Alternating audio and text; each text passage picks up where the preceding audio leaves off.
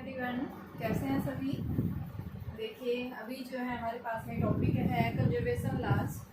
ठीक है, conservation of laws क्या है, यानी कि कुछ ऐसी जो है फिजिकल प्रोसेस होते हैं जिनके अंदर अगर हम क्या करते हैं, फोर्स अप्लाई करते हैं, तो फोर्स लगाने के बाद में कुछ क्वांटिटीज रिमेन्स क्या रहती है, कंजर्व रहती है, यानी रिमेन्स कांस्टेंट रहती है। टाइम के रेस्पेक्ट में उनकी वैल्यू के अंदर कोई चेंज नहीं आता। ठीक है, तो ऐसे क्वांटिटीज यानी उनको क्या कह दिया है, क्या है ये, कंजर्व है ये। ठीक है, ये क्वांटिटीज क्या रहती है, हमेशा कंजर्व रहती है। तो कंजर्वेशन लॉज का मतलब क्या है कि किसी भी फिजिकल प्रोसेस के कारण, यानी जब भी आप क्या कर रहे हैं, किसी भी फिजिकल प्रोसेस के ऊपर जब भी आप क्या कर रहे हैं, फोर्स अप्लाई कर रहे हैं, फोर्स लगने के कारण किसी भी क्वांटिटी के अंदर कोई चेंज नहीं आना, किसके रेस्पेक्ट में, टाइम के रेस्पेक्ट में, क्या कहलाता है वो आपके पास में कंजर्वेशन लॉ कहलाता है। ठीक है, तो यहाँ से हमारे पास में कुछ ऐसी क्वांटिटीज है जो रिमेन्स क्या रहती हैं, कंजर्व रहती हैं। वो क्वांटिटीज कौन कौन सी है हमारे पास में, तो सबसे पहले हम बात करते हैं कौन सी क्वांटिटी है, conservation of energy.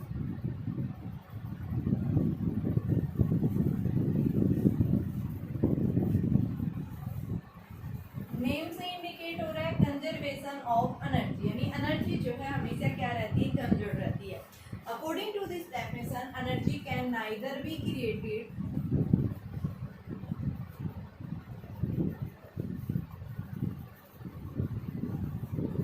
nor destroyed. It can be converted from one form to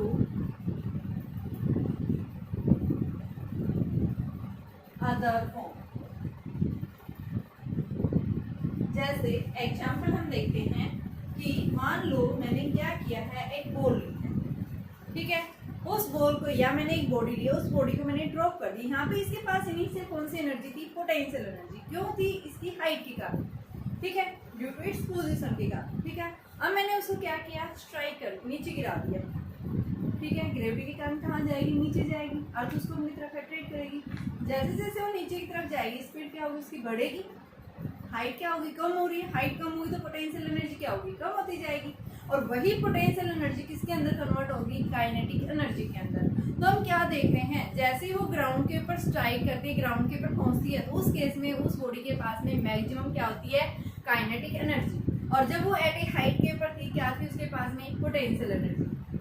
ठीक है, तो यहाँ पे हम देखते हैं कि जब वो क्या करती है, बॉडी जब ग्राउंड पे स्ट्राइक कर रही है तो क्या हो रही है, काइनेटिक एनर्जी है, साथ में साउंड प्रोड्यूस हो रही है, तो वो हीट के फॉर्म में अपनी एनर्जी लॉस भी कर देती है। लेकिन टोटल एनर्जी जो है वो रिमेन्स क्या रहेगी, कांस्टेंट रहेगी। यानी कि हम क्या बताएंगे, mgh जो है वो हाफ mg²। यहाँ क्या थी, पोटेंशियल एनर्जी थी, एट ए हाइट के ऊपर ग्राउंड पे स्ट्राइक की है, कौन सी एनर्जी चली गई है, काइनेटिक एनर्जी। ठीक है, तो पोटेंशियल एनर्जी से किसमें कन्वर्ट हो गई है, वो काइनेटिक एनर्जी में चेंज हो गई है। ठीक है, तो वन फॉर्म ऑफ एनर्जी इसमें चेंज होगी अनदर फॉर्म के अंदर। ना तो ये कभी क्रिएट होती है, ना ही इसको कभी डिस्ट्रॉय किया जा सकता है। इसको क्या किया जाता है, हमेशा एक फॉर्म से दूसरी फॉर्म में कन्वर्ट किया जाता है। ठीक है, तो यहाँ पे हम क्या बताएंगे, जैसे मैंने क्या की, एक बॉल ली है, उस बॉल को अगर मैं एट ए हाइट से क्या कर रही हूँ, ड्रॉप कर रही हूँ, तो एट ए हाइट के ऊपर उस बॉल के पास में जो एनर्जी थी वो किस टाइप की एनर्जी थी, पोटेंशियल एनर्जी।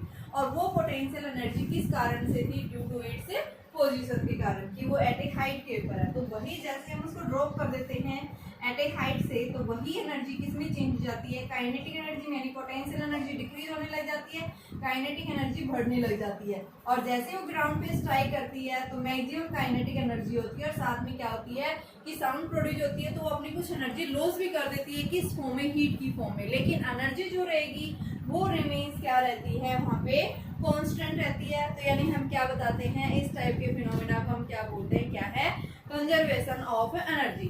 दूसरा हम क्या बताते हैं कि मान लो एक पेंडुलम ली, मैंने दूसरा एग्जांपल ले रखे हैं कि मान लो आपके पास ये एक पेंडुलम यानी कि हमने एक रिजिड स्पॉट लिया, रिजिड स्पॉट को एक स्ट्रिंग की हेल्प से क्या कर दिया, ये स्ट्रिंग है, एक बॉल को मैंने सस्पेंड कर दिया। अब यहाँ से हमने इसके ऊपर कुछ फोर्स अप्लाई किया, यहाँ से यहाँ क्या करने लगी, अपनी मीन पोजीशन के अबाउट इस तरह से ओसिलेट करने लगी। ये क्या है, इसकी मीन पोजीशन। मेन पोर्शन यानी जहाँ पे वो रेस्ट में रहती है, ये क्या है उसकी एक्सट्रीम पोर्शन। जब वो मेन पोर्शन के ऊपर होती है कौन सी एनर्जी है उसके पास, काइनेटिक एनर्जी। और जैसे मेन से वो एक्सट्रीम पे चली जाती है तो क्या कौन सी एनर्जी आती है उसके पास में, पोटेंशियल एनर्जी। फिर वापस यहाँ से आती है वही पोटेंशियल एनर्जी काइनेटिक में चेंज हो जाती है, यहाँ से फिर यहाँ जाती है काइनेटिक से फिर पोटेंशियल। तो यहाँ पे भी हम क्या देख रहे हैं, एनर्जी जो है वो एक फॉर्म से दूसरी फॉर्म में क्या हो रही है, कन्वर्ट हो रही है। बट एनर्जी जो है, टोटल एनर्जी जो है वो रिमेन्स क्या रहेगी बेटा, कांस्टेंट रहेगी। ठीक है, तो यानी कंजर्वेशन ऑफ एनर्जी के अंदर क्या होता है, कंजर्वेशन ऑफ एनर्जी यही कहती है कि एनर्जी को हम ना तो क्रिएट कर सकते हैं ना ही हम डिस्ट्रॉय कर सकते हैं। इसको हम क्या कर सकते हैं, एक फॉर्म ऑफ एनर्जी को दूसरी फॉर्म में कन्वर्ट कर सकते हैं। दूसरा हम देखिए आइंस्टाइन मास रिलेशन था। आइंस्टाइन मास रिलेशन ने क्या बताया था कि एनर्जी से हम किस में कन्वर्ट कर सकते हैं, मास में, और मास से हम एनर्जी में। E is equal to delta m c square. Delta m क्या है यहाँ, मास डिफेक्ट। ठीक है, सी स्क्वायर क्या है, लाइट की स्पीड। ठीक है, अगर हम मास को क्या कर दें 931 मेगा इलेक्ट्रोवोल्ट से, डेल्टा एम को अगर हम इससे कन्वर्ट कर मल्टीप्लाई कर देते हैं तो ये हमारी क्या आ जाती है, डायरेक्ट एनर्जी आ जाती है। इसको हम क्या ले लेंगे, क्या है ये, एनर्जी की फॉर्म में। ठीक है, इलेक्ट्रोवोल्ट की फॉर्म में आती है। तो यानी हम क्या बता सकते हैं, आइंस्टाइन की थ्योरी के अकॉर्डिंग एनर्जी और मास जो है वो कैसे है, इंटर कन्वर्टिबल है। एनर्जी से आप मास में कन्वर्ट कर सकते हैं, मास को आप एनर्जी में। तो जैसे आपके पास मास दिया हुआ था, एनर्जी निकाल सकते हैं, is equal to delta m c square. अगर आपके पास एनर्जी गिवन है तो आप क्या निकाल सकते हैं, मास निकाल सकते हैं। मास कैसे निकालेंगे, delta m is equal to e by c square. ठीक है, तो इस तरह से हम क्या निकालते हैं कि आइंस्टाइन की थ्योरी के अकॉर्डिंग एनर्जी और मास जो है वो कैसे किया जाता है, क्या कर सकते हैं, हम इनको कन्वर्ट कर सकते हैं। तो ये हमारे पास में क्या कहलाता है, कंजर्वेशन ऑफ एनर्जी की। एनर्जी जो है वो रिमेन्स, यानी एक फॉर्म से दूसरी फॉर्म में कन्वर्ट हो रही है, लेकिन एनर्जी जो है वो रिमेन्स किस फॉर्म में रहेगी, एनर्जी की फॉर्म में होगी। ठीक है, तो यहाँ से मास को हम एनर्जी में कन्वर्ट कर सकते हैं, एनर्जी को मास में कन्वर्ट कर सकते हैं, किसकी थ्योरी के अकॉर्डिंग, आइंस्टाइन थ्योरी रिलेशन। ठीक है, तो इसकी थ्योरी के अकॉर्डिंग। और दूसरा एग्जांपल हमने पढ़ा है, ये किसका, सिंपल पेंडुलम का देखा है। और दूसरा एग्जांपल मैंने किसका बताया है, आपके पास में जो है एक बॉल है, उस बॉल को अगर हम एट ए हाइट से क्या कर रहे हैं, फ्रीली फॉल करा रहे हैं, तो उसकी जो पोटेंशियल एनर्जी है वही पोटेंशियल एनर्जी किस में कन्वर्ट हो रही है, काइनेटिक एनर्जी के अंदर कन्वर्ट हो रही है। तो यानी एनर्जी जो है वो रिमेन्स क्या रहेगी, कांस्टेंट रहेगी। ठीक है, यहाँ ड्यूरिंग द ऑसिलेशन मीन से एक्सट्रीम जा रही है, काइनेटिक एनर्जी किस में कन्वर्ट हो रही है, पोटेंशियल में, और वापस फिर पोटेंशियल से जब ये मीन की तरफ आ रही है तो वही पोटेंशियल एनर्जी काइनेटिक में चेंज होगी। ठीक है, लेकिन टोटल सम जो रहेगा वो रिमेन्स क्या रहता है, कांस्टेंट। एनर्जी चाहे किसी भी फॉर्म में हो, एनर्जी क्या रहेगी, रिमेन्स कांस्टेंट रहेगी। ठीक है, या तो काइनेटिक एनर्जी की फॉर्म में आएगी या फिर पोटेंशियल एनर्जी की फॉर्म में आएगी। तो इस फिनोमिना को हम क्या बोलते हैं, क्या है ये, कंजर्वेशन ऑफ एनर्जी। सेकंड आता है हमारे पास में कंजर्वेशन ऑफ लीनियर मोमेंटम। तो देखिए लीनियर मोमेंटम में क्या है, आपने न्यूटन सेकंड लॉ पढ़ा है, कंजर्वेशन ऑफ एनर्जी। देखो law of conservation of linear momentum, ये तो एनर्जी पढ़ी है हमने। Law of conservation of linear momentum,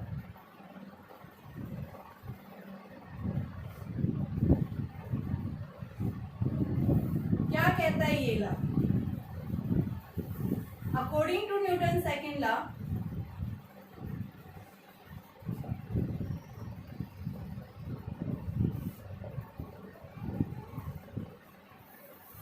किसी भी बॉडी का मोमेंटम कब चेंज होता है, जब आप उसके ऊपर क्या करते हैं, बाहर से कुछ फोर्स अप्लाई करते हैं। ठीक है, तो जैसे हमने किसी बॉडी के ऊपर एक्सटर्नल एफर्ट जैसी अप्लाई किया तो उस बॉडी का मोमेंटम क्या हो जाता है, चेंज हो जाता है। ठीक है, प्रोपोर्शनल को उठाते हैं कांस्टेंट dp बाई dt, यहाँ k की वैल्यू क्या रख दी, 1 रख दी, तो f क्या आ गया, dp बाई dt। अब क्या कह रहा है, देखो इसकी लीनियर मोमेंटम के अकॉर्डिंग अगर क्या हो जाए, if an isolated system, if an isolated system, isolated system क्या होता है, which is free from the external force, which is free from external force, यानी अगर उस सिस्टम के ऊपर एक्सटर्नल फोर्स क्या कर दिया जाए, जीरो कर दिया जाए, then the total linear momentum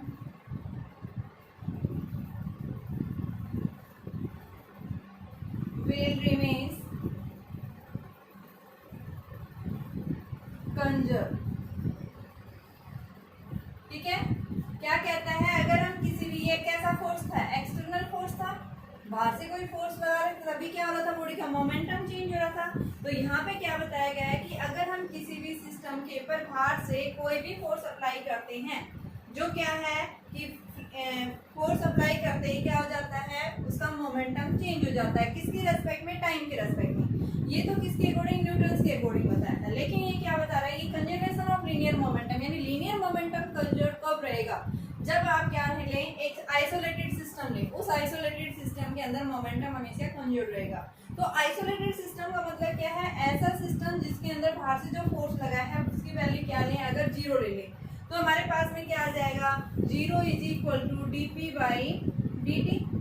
तो ये इस साइड जाएगा, डीपी की वैल्यू क्या आ गई, जीरो, और डीपी जीरो। यहाँ पे मैंने एफ एक्सटर्नल क्या ले लिया, जीरो, क्योंकि इसकी डेफिनेशन के अकॉर्डिंग बता रहा है कि क्या है, आइसोलेटेड सिस्टम। आइसोलेटेड सिस्टम में एक्सटर्नल फोर्स क्या होना चाहिए, जीरो होना चाहिए।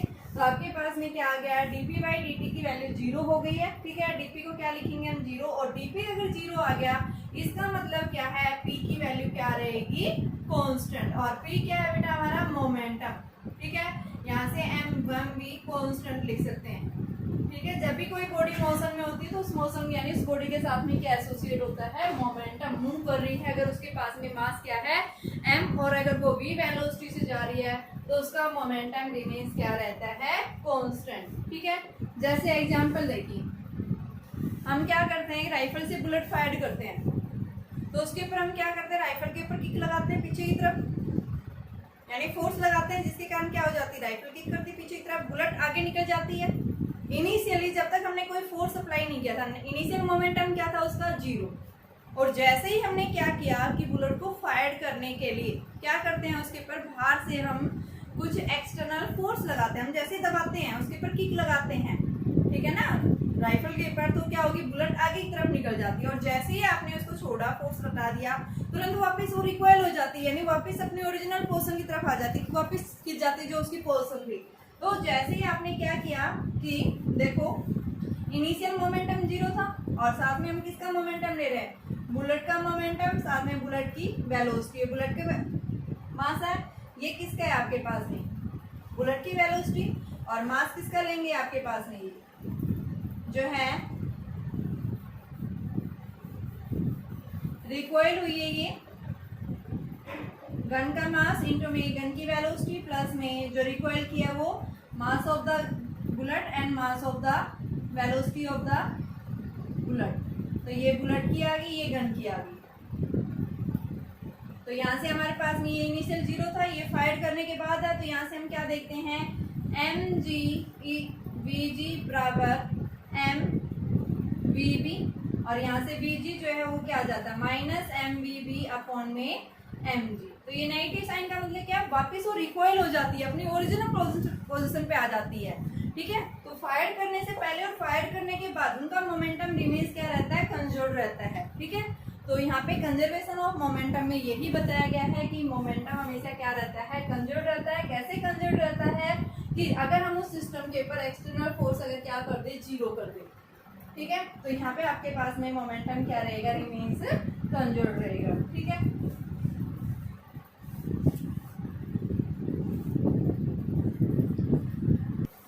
Conservation of angular momentum. सबसे पहले देखिए एंगुलर मोमेंटम होता क्या है। जैसे हमने पढ़ा है लीनियर मोमेंटम कब होता है, जब भी कोई बॉडी क्या कर रही है, लीनियर मोशन में मूव कर रही है, उस बॉडी के पास में अगर m क्या है, मास है, m है, और वो v वेलोसिटी से जा रही है, तो उस केस में हम क्या बताते हैं, मोमेंटम क्या आ जाता है, मास इंटू वेलोसिटी। ये किस में होता है, लीनियर मोशन में।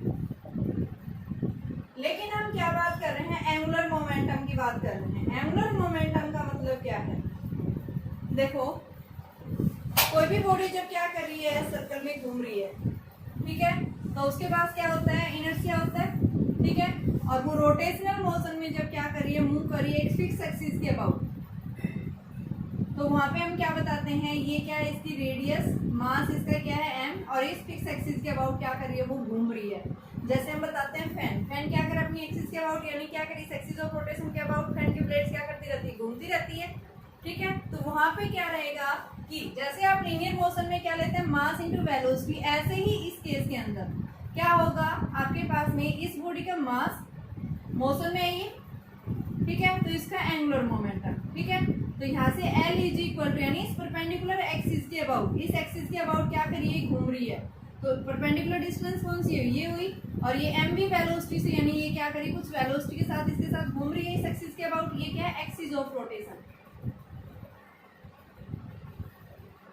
सबसे पहले हम एंगुलर मोमेंटम की बात कर रहे हैं। एंगुलर मोमेंटम क्या कहता है कि अगर कोई भी बॉडी क्या कर रही है, किसी फिक्स एक्सिस के अबाउट क्या कर रही है, रोटेट कर रही है, ठीक है, तो वहां पे आपके पास में एंगुलर मोमेंटम जो आएगा वो किसके इक्वल होगा, परपेंडिकुलर डिस्टेंस क्या है r इनटू में मोशन में है तो इस बॉडी का लीनियर मोमेंटम क्या है p, तो इसको हम क्या लिख देते हैं r इनटू में mv, तो इसका mvr, ये क्या कहलाता है एंगुलर मोमेंटम। तो एंगुलर मोमेंटम हमें कब मिलता है, जब भी कोई बॉडी क्या कर रही है, रोटेट कर रही है किसी भी फिक्स एक्सिस के अबाउट, ठीक है, एक फिक्स एक्सिस के अबाउट अगर कोई भी बॉडी क्या कर रही है, रोटेट कर रही है, घूम रही है, अगर उस बॉडी के पास में इनर्शिया यानी मास क्या है m है, तो वहां पे आपके पास में एंगुलर मोमेंटम जो होगा वो किसके इक्वल होगा, mvr के इक्वल होगा। तो यहाँ क्या बता रहा है कि देखिए इसकी डेफिनेशन के अकॉर्डिंग भी कंजर्वेशन, यानी कि ये जो एंगुलर मोमेंटम जो है ये कंजर्व कब रहेगा, तो इसकी डेफिनेशन के अकॉर्डिंग भी हम क्या बताते हैं कि ये लॉ जो है हमें क्या बताता है,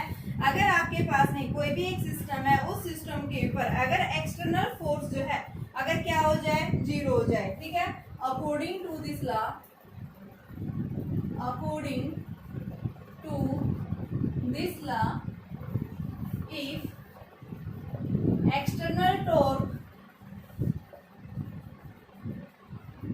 टॉर्क क्या होता है बेटा, ये फोर्स होता है रोटेशनल मोशन में, जब भी कोई बॉडी, जैसे फोर्स हम बात करते हैं लीनियर मोशन में हम किसकी बात करते हैं, फोर्स की, ऐसे ही टॉर्क क्या होता है, जब भी कोई बॉडी क्या कर रही है, एक फिक्स एक्सिस के अबाउट सर्कुलर में घूम रही है, तो वहां पे आपके पास के जैसे हम टैप खोलते हैं, वो टैप वाटर होता है, आपके पास में क्या है, उसको हम इस तरह से ऐसे खोल देते हैं, तो हमने क्या किया, इसके ऊपर फोर्स इस तरह से अप्लाई कर रहे हैं, जैसे इस एक्सिस के, तो ये क्या कर जाता है, घूम जाता है। जैसे आप गेट को खोलते हैं, ठीक है, ये क्या होगी, आपके गेट जो होता है उसका एक फिक्स एंड होता है, एक्सिस ऑफ रोटेशन, उसके बाद गेट क्या करता है, घूमता रहता है, तो इधर से हम फोर्स अप्लाई करते हैं, तो वहाँ क्या हो गया, आपके पास में जो गेट इस तरह से होता है, ये मान लो आपका गेट है, इसको आप क्या कर रहे हैं, पकड़ के खोल रहे हैं, बंद कर रहे हैं, तो इसके ऊपर आप फोर्स अप्लाई कर रहे हैं, तो ये क्या कर रहा है, फिक्स एक्सिस के अबाउट ऐसे घूम रहा है, तो परपेंडिकुलर डिस्टेंस के ऊपर आपने जो फोर्स अप्लाई किया है, तो यहाँ पे परपेंडिकुलर डिस्टेंस और फोर्स का जो प्रोडक्ट आता है उसको हम क्या बोलते हैं, क्या है वो टॉर्क है।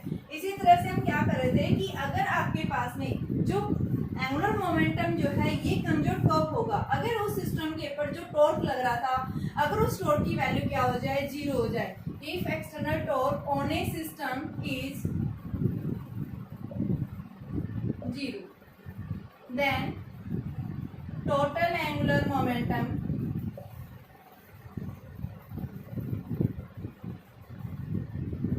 will always remains constant।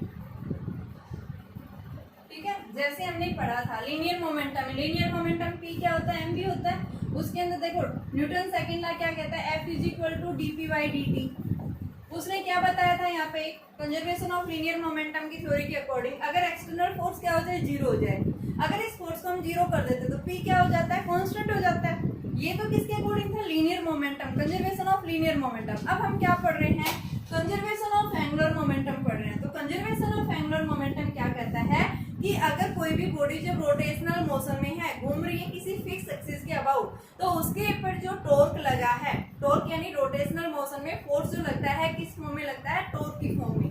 तो जो टॉर्क आपने लगाया है, अगर उस टॉर्क को हम उस सिस्टम के ऊपर क्या कर देते हैं बेटा, जीरो कर दें, ठीक है, उसमें क्या बताया था, आइसोलेटेड सिस्टम के अंदर अगर फोर्स क्या हो जाए, जीरो, यहाँ क्या हो जाए, अगर एक्सटर्नल टॉर्क क्या हो जाए, जीरो हो जाए, तो आपके पास में एंगुलर मोमेंटम जो रहेगा वो क्या रहेगा, रिमेन्स कांस्टेंट। तो यहाँ पे हमने क्या लिख दिया, यानी देखो इसमें एक फॉर्मूला आता है, आप रोटेशनल मोशन जो पढ़ेंगे, tau is equal to del l by del t. अगर क्या हो जाए यहाँ पे if tau is equal to 0, तो ये क्या हो जाएगा, ये क्या है बेटा, एक्सटर्नल टॉर्क है, बाहर से हम फोर्स लगाते हैं रोटेशनल मोशन में जब भी कोई बॉडी मूव करती है। तो अगर ये 0 हो जाए तो उस केस में dl बाई dt 0 हो गया। इसका मतलब क्या है, dl क्या आ गया आपका 0 आ गया, और dl अगर 0 आ गया इसका मतलब l क्या होगा, कांस्टेंट। ठीक है, तो यहाँ पे क्या आ गया, मोमेंटम कांस्टेंट रखना है। जैसे एग्जांपल देखिए आप इसका, ये तो हमने थ्योरेटिकल पढ़ा है कि किस तरह से थ्योरी के बेस पे आप बताएंगे कि भाई एल की वैल्यू जो है एंगुलर मोमेंटम रिमेन्स कांस्टेंट रहता है। ठीक है, तो देखिए अब हम थ्योरेटिकल बेस में हम कैसे इसको समझाएंगे। मान लो आपके पास में क्या कर रहा है, कोई भी एक प्लेनेट है, ठीक है, वो प्लेनेट क्या कर रहा है, सन के अराउंड रिवॉल्व कर रहा है, किस ऑर्बिट में, इलिप्टिकल ऑर्बिट के अंदर। जैसे जैसे वो प्लेनेट कहाँ जा रहा है, सन की तरफ जा रहा है, इलिप्टिकल ऑर्बिट में जा रहा है, सन की तरफ जा रहा है, यानी रेडियस क्या होगी, कम होगी। रेडियस कम हो रही है, मोमेंट ऑफ इनर्शिया उसका क्या होगा, कम होगा। और जब मोमेंट ऑफ इनर्शिया होता है तो देखिए हमारे पास एक फॉर्मूला और आएगा, L is equal to I omega. L मैंने क्या लिख दिया, कांस्टेंट रख दिया ये, तो यहाँ से L कांस्टेंट, इसकी थ्योरी के अकॉर्डिंग मोमेंटम क्या रहता है, हमेशा कांस्टेंट। जब भी कोई बॉडी क्या कर रही है, सर्कुलर मोशन में घूम रही है, रोटेशनल मोशन में घूम रही है। तो यहाँ पे हम बात कर रहे हैं, मान लो आपके पास में ये क्या है, एक प्लेनेट है, वो प्लेनेट जो है ये क्या है, सन है, इसके चारों ओर घूम रहा है। तो ये क्या कर रहा है, जैसे से इसके अबाउट इलिप्टिकल ऑर्बिट में आ रही है, इसके अराउंड इस तरह से आ रहा है, डिस्टेंस क्या होती जा रही है, कम होती जा रही है। ठीक है, इसके अराउंड रिवॉल्व कर रहा है, तो यानी रोटेशनल मोशन में एल क्या होता है, कांस्टेंट। तो आई ओमेगा क्या हुआ हमारा, कांस्टेंट। जैसे जैसे ये इसके आई क्या होता है बेटा, मोमेंट ऑफ इनर्शिया क्या होता है, ये एम आर स्क्वायर, और यहाँ से आई हम क्या बता रहे हैं, ओमेगा की इनवर्सली प्रोपोर्शनल हो गया। तो देखिए जैसे जैसे ये प्लेनेट सन के टुवर्ड्स क्या कर रहा है, इलिप्टिकल ऑर्बिट में घूम रहा है, तो आर की वैल्यू क्या होगी, डिक्रीज होगी। आर रेडियस डिक्रीज होगी तो आई भी क्या हो जाएगा, डिक्रीज होगा। और जब आई डिक्रीज हो रहा है तो ओमेगा, ओमेगा क्या है, एंगुलर स्पीड, यानी एंगुलर स्पीड क्या हो जाएगी, उसकी बढ़ जाएगी। वो उसका एंगुलर मोमेंट, ये एंगुलर स्पीड बढ़ी क्यों, ताकि उसका एंगुलर मोमेंटम क्या रहे, रिमेन्स कांस्टेंट रहे। तो एंगुलर मोमेंटम को कांस्टेंट करने के लिए यहाँ क्या रहेगा, ओमेगा की वैल्यू यानी एंगुलर स्पीड जो है वो क्या हो जाएगी, उस प्लेनेट की इंक्रीज हो जाएगी। जैसे जैसे ये प्लेनेट क्या कर रहा है, सन के टुवर्ड्स एक इलिप्टिकल ऑर्बिट में घूम रहा है, तो जैसे जैसे सन की तरफ जा रहा है, रेडियस क्या होगी, उसकी कम होगी। रेडियस कम होगी तो मोमेंट ऑफ इनर्शिया कम हो जाएगा, और मोमेंट ऑफ इनर्शिया अगर कम हो रहा है तो एंगुलर स्पीड जो है उस प्लेनेट की क्या हो जाती है, बढ़ जाती है। और वो क्यों बढ़ती है, ताकि उसका मोमेंटम, एंगुलर मोमेंटम क्या रहे, कंजर्व रहे। ठीक है, तो कौन सी क्वांटिटी को कंजर्व करने के लिए एंगुलर स्पीड बढ़ी है, यहाँ पे एंगुलर मोमेंटम। तो ये हमारे पास में क्या है, कंजर्वेशन ऑफ एंगुलर मोमेंटम। देखो कंजर्वेशन ऑफ एंगुलर मोमेंटम, पहले मैंने बताया एंगुलर मोमेंटम होता क्या है। तो एंगुलर मोमेंटम का मतलब क्या है, जब भी कोई बॉडी क्या कर रही है, रोटेशनल मोशन में घूम रही है एक फिक्स एक्सिस के अबाउट, तो जब भी फिक्स एक्सिस के अबाउट कोई भी बॉडी घूमती है तो उसके पास इनर्शिया होता है, और मोशन में आता है यानी मोमेंटम भी होगा। तो वहाँ पे उस मोशन यानी उसके मास का, और साथ में हम क्या कर देते हैं, आर, यानी परपेंडिकुलर डिस्टेंस होती है, आर इंटू में पी, इन दोनों का प्रोडक्ट करते हैं, आर और पी का। ठीक है, ये पी यानी मोमेंटम है, मोशन में है ये, तो ये क्या होगा, आर और पी का जो प्रोडक्ट होगा उसको हम क्या बोलते हैं, एंगुलर मोमेंटम। अब ये क्या कहते हैं इसकी डेफिनेशन, कि जब भी कोई बॉडी क्या कर रही है, रोटेशनल मोशन में घूम रही है, अगर हम उस सिस्टम के ऊपर एक्सटर्नल टॉर्क की वैल्यू क्या कर दे, 0 कर दे, तो हमारे पास में एक फॉर्मूला आता है, tau is equal to dl by dt। अगर ये एक्सटर्नल टॉर्क क्या हो जाए, 0, जैसे आपने पढ़ा था F is equal to dp by dt, similar ये रोटेशनल मोशन में है, वो किस में था, लीनियर मोशन में। ठीक है, तो यहाँ पे हमने अगर इसकी वैल्यू क्या रख दी, 0 रख दी है, तो 0 रखी है तो यहाँ पे L क्या हो गया, कांस्टेंट। ठीक है, कि L की वैल्यू रिमेन्स क्या रहेगी, कांस्टेंट रहेगी नेचर के अंदर। तो अब इसको कांस्टेंट रखने के लिए यहाँ मैंने इसका एग्जांपल बताया था कि मान लो एक प्लेनेट है, वो क्या कर रहा है, सन के अराउंड एक इलिप्टिकल ऑर्बिट में रिवॉल्व कर रहा है। जैसे जैसे प्लेनेट सन के टुवर्ड्स इलिप्टिकल ऑर्बिट में रिवॉल्व कर रहा है, उसकी रेडियस क्या होती जा रही है, कम हो रही है। रेडियस कम होगी तो मोमेंट ऑफ इनर्शिया कम होगा, मोमेंट ऑफ इनर्शिया कम होगा तो एंगुलर स्पीड उसकी बढ़ जाएगी। क्यों बढ़ रही है, ताकि उसका मोमेंटम क्या रहे, कंजर्व रहे। ठीक है, तो ये क्या था आपका कंजर्वेशन ऑफ एंगुलर मोमेंटम। एक रिएक्शन और करवाई थी मैंने आपको, रेडियो एक्टिव बीटा डी के करवाया था।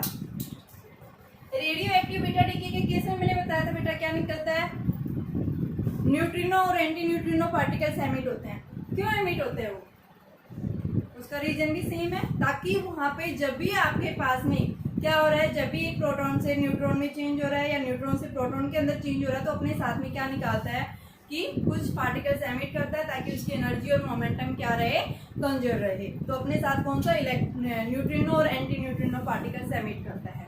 ठीक है, तो ये था आपके पास में कंजर्वेशन ऑफ एंगुलर मोमेंटम। अब फोर्थ आता है conservation of charge.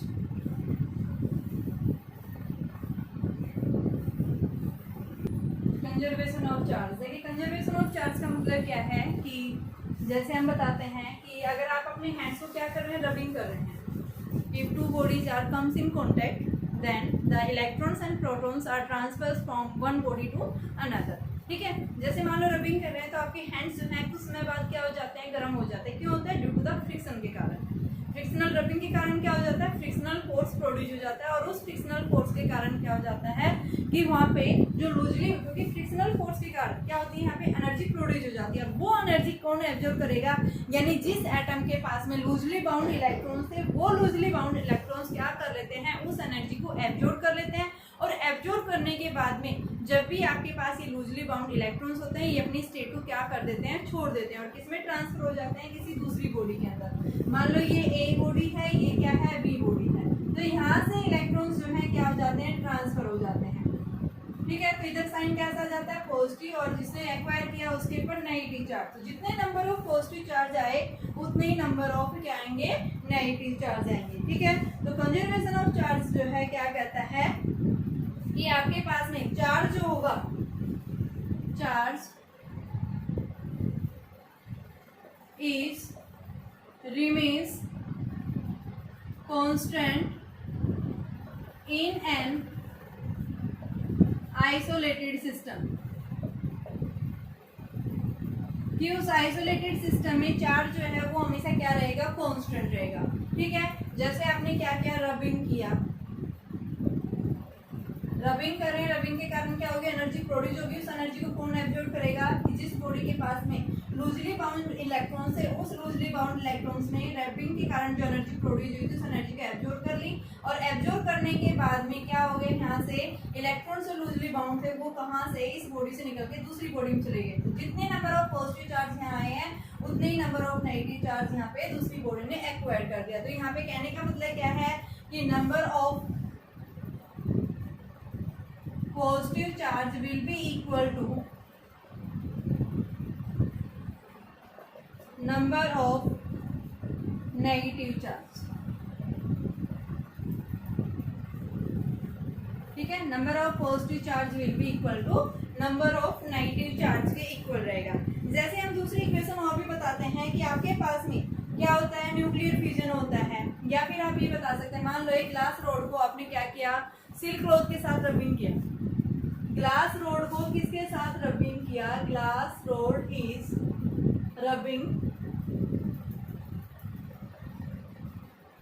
With silk cloth. तो क्या हो जाएंगे, ग्लास रोड से क्या इलेक्ट्रॉन्स निकले, किस में चले जाते हैं, सिल्क में। तो ग्लास रोड के ऊपर कैसे साइन आ गया, पॉजिटिव, इस पे कैसा है, नेगेटिव। जितने इलेक्ट्रॉन्स निकले हैं उतने ही number of positive charge glass rod पे आएंगे, उतने ही number of negative charge silk cloth उन इलेक्ट्रॉन्स को क्या कर लेती है, एब्जॉर्ब कर लेती है। तो यानी हम क्या बताते हैं, या फिर देखिए न्यूक्लियर रिएक्शन सभी होती हैं। तो देखिए आपके पास में जब फ्यूजन की रिएक्शन होती है, in nuclear fusion, nuclear fusion के अंदर क्या होता है, एक न्यूट्रॉन जो है, हैवी न्यूक्लियस जो होता है, हैवी न्यूक्लियर यानी यूरेनियम है, यूरेनियम का जो है मास नंबर हम ले रहे हैं 23592। 23592 इसने क्या कर लिया, एक न्यूट्रॉन को एब्जॉर्ब कर लिया। तो एब्जॉर्ब करते ही क्या हो जाती है, ये बेरियम और क्रिप्टॉन के अंदर टूट जाते हैं, साथ में 3 न्यूट्रॉन्स एमिट करती है। तो क्या करेगा, ये फ्यूजन होगा इसका, और फ्यूजन जैसे ही होता है तो ये क्या हो जाता है, बेरियम प्लस में क्रिप्टॉन प्लस में 3 न्यूट्रॉन और प्लस में एनर्जी। ठीक है, तो यहाँ पे मास चार्ज जो है वो रिमेन्स कांस्टेंट रहेगा। तो जैसे बेरियम के अंदर कितना आता है, 56 and 36, 56 and 36, और ये बेरियम के मास नंबर जो आता है 141 और 92। ठीक है बेटा। तो आपके पास में देखो यहाँ पे चार्ज यानी ये देता है, एटॉमिक नंबर हमें चार्ज देता है, तो यहाँ 92 है, इधर भी देखो आप ऐड करोगे तो वही 92 आएंगे। ठीक है, तो कहने का मतलब क्या है, आपका जो है रिएक्शन होने से पहले यानी ये क्या होता है रिएक्टेंट, और ये क्या कहलाता है प्रोडक्ट।